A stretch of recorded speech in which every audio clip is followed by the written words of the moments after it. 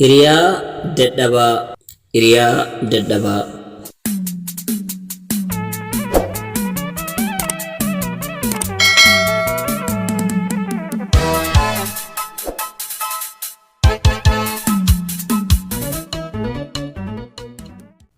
Hiriyaa dadhabaa.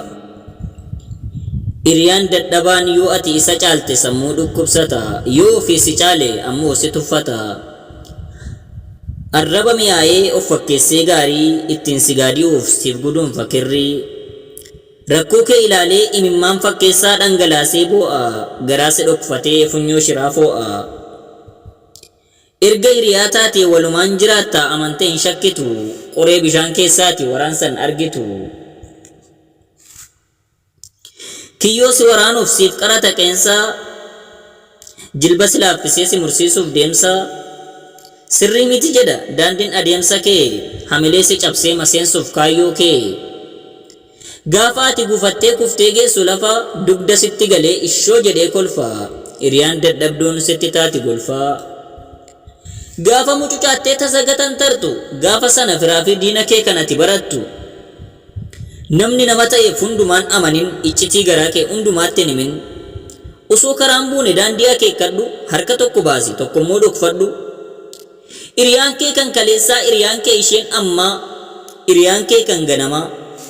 Jarri waliin guddattan waliin nyaattanii saanaa, baay'isteen amanin gaafa barri jijjiirame jaratu si gana. Eenyuyyuun abdatin eenyuyyuun amanin erga rabbiin qofaa, akka fedhes ta'u hin beekan garaa namaaf garaa bofaa. Inni rakkoof bal'oo waliin dabarsite waliin kaffaltee aarsaa, gaafa ati seentii tokkoon caaltu kufaatii kee awwee callaa kee harcaasa. Guddina kee hin fedhu fira kee fakkaatee diinaf si basaasa.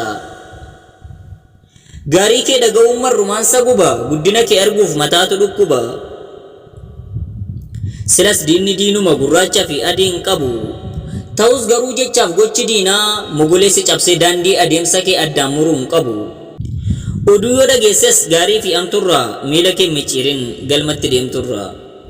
Jechaaf gocha diinaa walitti qabadhu ittiin ijaari galma kee, abadan cabi itti baqi, itti dulloomi kaayyoo kee. Hiriyaa sobaa mannaa, diina dhugaa wayyaa. Hiriyaa sobaa mannaa, diina dhugaa wayyaa. Jeetiin irraa muradhee, ani garaa xiyyaa. Jeetiin irraa muradhee, ani garaa xiyyaa. Osoon dhiisi jedhu, osoon si kadhadhu akka bubbee birraa bir jettee bubbistee, iccitii waggaa meeqaa arra na dubbiste. Gaarummaa koo dhoksitee kee qofan odeessin, nan dhaga'u jettee seenaa koon xureessin.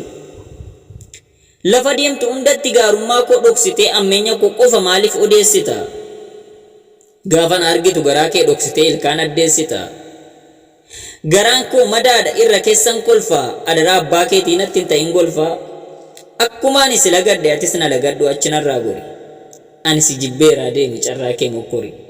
Daandii kan koo cuftee naan qabin illiki, nagaatti siin jedheeraa deemquun nami milki. Wal sobuu haa dhiisnu akkeessuuf fakkeessuun, jaalala irraa dhiisnee walaa jaallannu keessuun. Galatooma ani gurraacha Afrikaati. Horaa bulaa deebana.